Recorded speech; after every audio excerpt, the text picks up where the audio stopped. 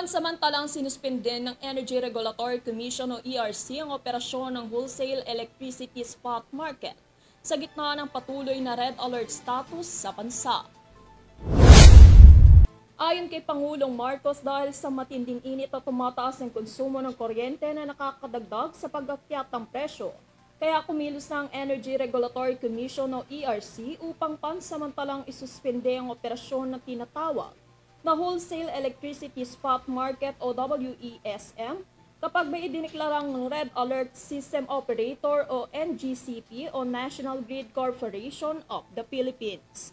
Ang WESM na nilikha sa bisa ng Section 30 ng Republic Act No. 9136 o ang Electric Power Industry Reform Act ng 2001 ay isang lugar para sa trading electricity bilang commodity.